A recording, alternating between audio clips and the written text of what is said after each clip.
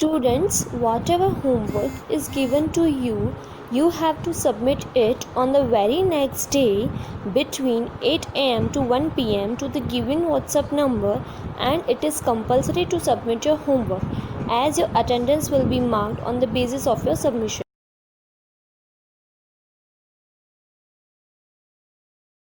नमस्कार विद्यार्थी मित्रों, आज मैं आप लोगों को 10th क्लास में सब्जेक्ट हिंदी का जो फर्स्ट जो पोयम है जो उसका भावार्थ आप लोगों को आज समझाने वाला हूँ।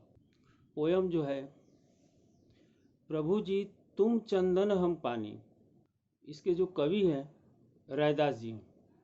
संत कवि रैदास कबीर के समकालीन महान संत थे।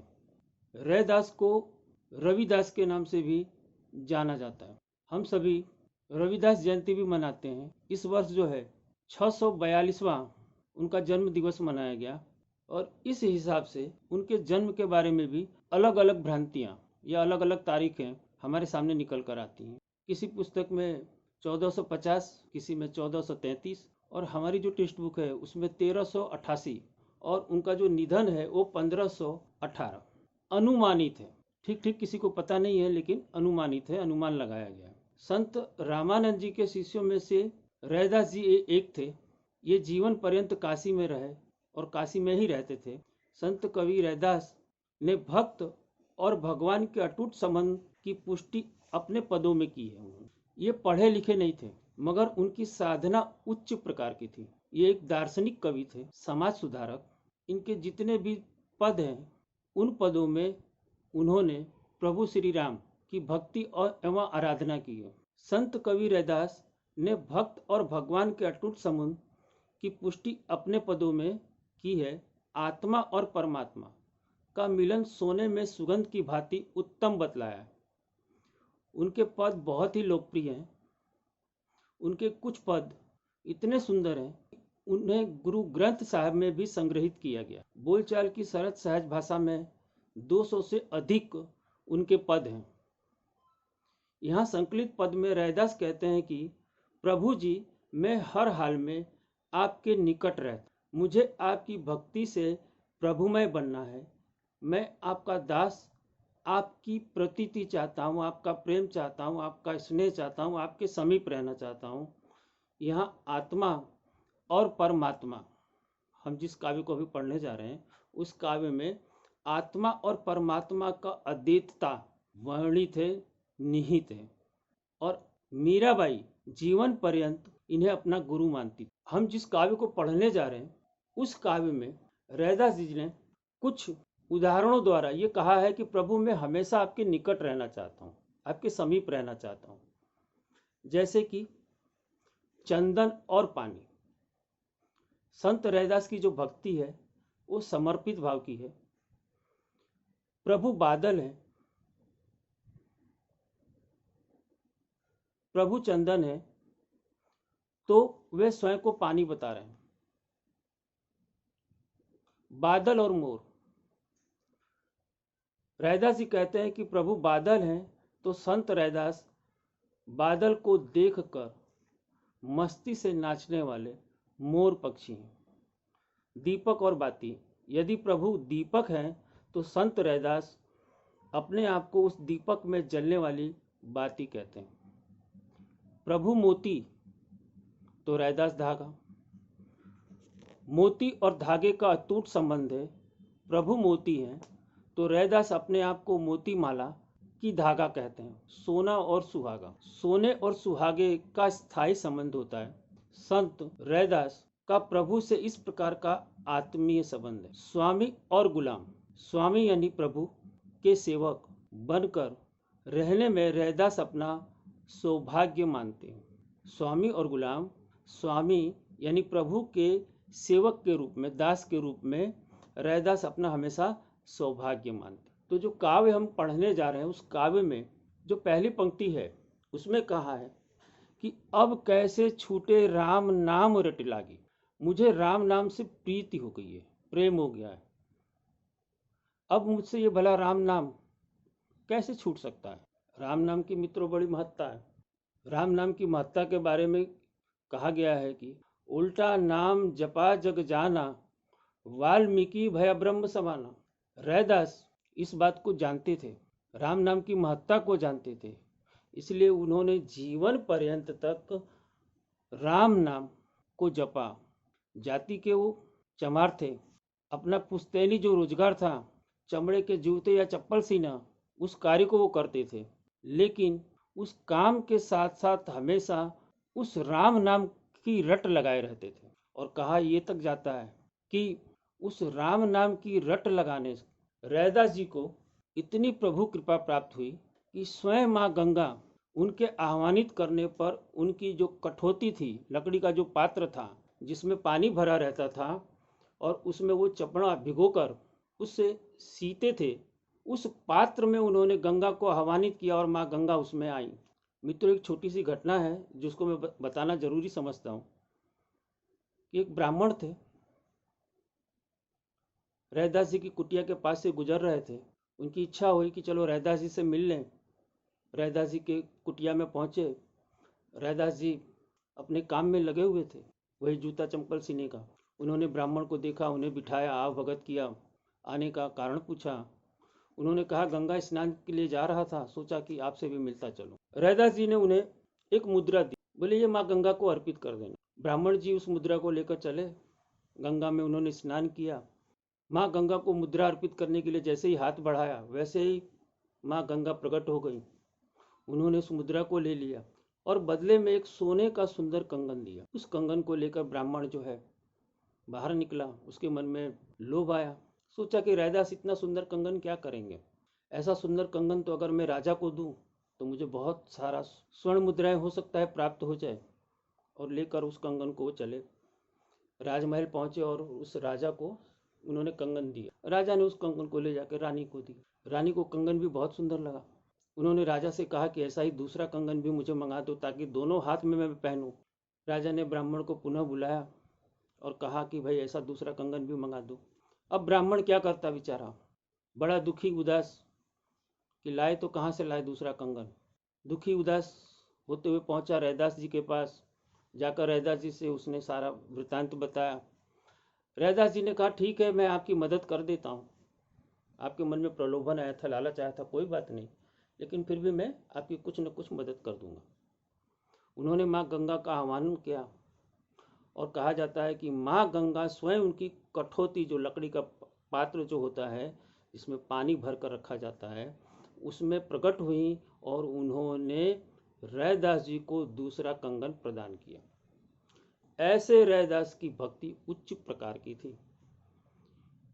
ऐसे रैदास जी के पिताजी जो थे राघव दास, माता कर्माबाई, पत्नी उनकी लोना, पुत्र जो था विजय दास, पुत्री रविदासनी।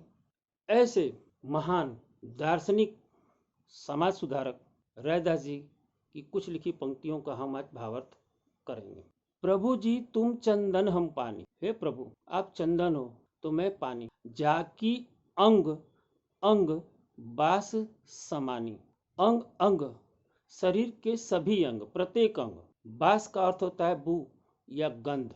तो ये जो पंक्ति है, जो दो पंक्तियां, इसमें जो है कवि कह रहा है कि हे प्रभु आपके प्रति मेरा समर्पण भाव चंदन के साथ पानी जैसा है।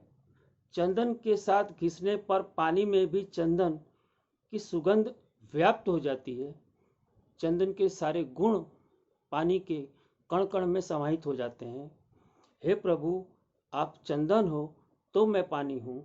आपकी सुगंध भक्ति भाव के माध्यम से मेरे संपूर्ण शरीर के अंग अंग में आपकी भक्ति व्याप्त हो गई है। मित्रों, अब ये तीसरी पंक्ति जो है, प्रभु जी तुम घन बन हम मोरा, जैसे चितवत चंद चकोरा। प्रभु जी, हे प्रभु तुम घन, घन यानी बादल, हम मोरा, मोरा का अर्थ होता है मोर पक्षी, जैसे चितवत, चितवत का अर्थ होता है देखना, चंद चकोरा, चंद का अर्थ होता है चंद्रमा और चकोर का अर्थ होता है तीतर जैसा पक्षी जो हमेशा चंद्रमा की ओर एकटिस देखता रहता है। तो ये जो दो पंक्ति में है, वो रैदास जी कहते हैं कि हे प्रभु आप मेरे लिए बादल जैसे हैं और मैं अपने आप को उस जंगल का, उस वन का मोर मानता हूँ जैसे वर्षा ऋतु में काले काले बादल को देखकर मोर मग्न होकर नाचने लगता, उसी तरह मैं आपको निहार कर मदमस्त हो जाता हूँ, आपकी भक्ति में मदमस्त हो जाता हूँ। हे प्रभु, जैसे चातक पक्षी चंद्रमा को देखता रहता है, उसी प्रकार मैं भी सदा आपकी भक्ति में डूबा रहता। मित्रों, अब आगे की पंक्ति जो है, प्रभु जी तुम दीपक हम बाती। बाती का अर्थ होता है दीपक की बाती। जाकी ज्योति, ज्योति का अर्थ होता है ज्योति, बरे दिन राति, बरे का अर्थ होता है जलना। प्रभु जी तुम दीपक हम बाती, जाकी ज्योति बरे दिन राति। संत रैदास जी कहते हैं कि हे प्रभु, मेरी भक्ति दीपक में जलने वाले बाती की तरह है। जिस प्रकार दीपक की बाती अपने आप को जलाकर दीपक के साथ बने रहने में सुख का अनुभव करती है, उसी प्रकार मैं भी अपना अस्तित्व खोकर केवल आपकी भक्ति का अभिलाषी हूँ, इच्छित हूँ। आगे की पंक्ति है, प्रभु जी तुम मोती हम धागा, जैसे सोना ही मिलत सुहागा। हे प्रभु, आप मोती हैं तो मैं उस मोती को पिरोए जाने वाला धागा हूँ। जैसे ही सोना ही, सोना ही का अर्थ होता है सोना, कनक। मिलत सुहागा, सुहागा एक तरह का खनिज पदार्थ है। इस पंक्ति में संत रैदास जी कहते हैं कि हे प्रभु, आप मेरे लिए सुंदर और चमकदार मोती के भांति हैं, और मैं अपने आप को वह धागा मानता हूँ जिसमें मोती पिराए जाते हैं। वे कहते हैं कि जिस प्रकार मोतियों की माला का धागा मोतियों से हमेशा जुड़ा रहता है, उसी तरह मैं भी अपनी भक्ति के द्वारा भगवान के घनिष्ठ रूप से जुड़े रहना चाहता हूँ। वे ईश्वर से अपने जुड़ाव को सोने और सुहागे की मेल की संज्ञा देते हैं। प्रभु जी तुम स्वामी हम दासा, दासा का अर्थ होता है दास, ऐसी भक्ति करे रैदास। रैदास जी कहते हैं कि हे प्रभु, आप मेरे स्वामी हैं, आराध्य हैं, तो मैं आपका दास हूँ। रैदास जी कहते हैं इस पंक्ति में कि हे प्रभु, आप हमारे मालिक हैं, स्वामी हैं, और मैं आपका एक समर्पित सेवक हूँ। वे कहते हैं कि हे प्रभु, मेरी भक्ति तो इसी प्रकार की है। यहाँ पर ये जो काव्य जो था, काव्य का भावार्थ पूरा हुआ। अब इसमें दिया हुआ है टेक्स्ट बुक में कि किन किन उदाहरणों द्वारा प्रभु के निकट कवि जाना चाहता है या रहना चाहता है। तो प्रमुख रूप से इसमें ध्यान देने जैसी बात यह है कि चंदन और पानी, बादल और मोर, दीपक और बाती, मोती धागा, सोना और सुहागा, स्वामी और गुलाम। अब रैदास जी की कुछ जो पंक्तियां हैं, जो वो कुछ पंक्तियां जो बहुत ही सुंदर पंक्तियां हैं, ऐसी दो चार पंक्तियां मैं आपको बताना चाहूँगा। ब्राह्मण मत पूजिए जो होवे गुणहीन, पूजिए चरण चंडाल के जो होवे गुण प्रवीण। मन ही पूजा मन ही धूप, मन ही सेऊ सहज स्वरूप। मन चंगा तो कठौती में गंगा।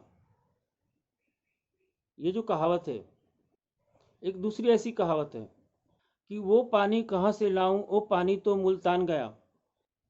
एक और दो पंक्ति है कि रैदास कहे जाके हृदय रहे दिन राम, सो भगत भगवंत सम क्रोधिन व्यापे काम। जो हमेशा दिन रात जिसके हृदय में राम होते हैं, उसे काम क्रोध कभी सताता नहीं, या काम क्रोध का कभी उसे भय होता नहीं। ऐसे ही राम की आराधना करते हुए उन्होंने और कुछ पंक्तियां भी लिखी हैं। जरा दो चार पंक्तियां और मैं बता दूं। राम में पूजा कहाँ चढ़ाऊं, फल और फूल अनुप न पाऊं। धन तरु दूध जो बछरु जुठारी, पुहुप भवर जल मीन बिगारी। मले गिरी बेधिया भुवंगा, विष अमृत दोऊ एक संगा। मन ही पूजा मन ही धूप, मन ही सेऊ सहज स्वरूप। पूजा अर्चना जानू तेरी, कह रहे दास कवन गति मोरी। तो मित्रों, ऐसे हमारे जो रैदास हैं, इनकी कुछ पंक्तियाँ जो हमारी टेक्स्ट बुक में नहीं थी वो मैंने आप लोगों को बताई। आशा है आप लोगों को अच्छा लगा होगा, पसंद आया होगा। अब रही बात, आप लोगों को अगर कुछ समझ में न आया हो तो आप लोग मुझसे संपर्क कर सकते हैं और फिर हम इसकी चर्चा फिर से कर लेंगे।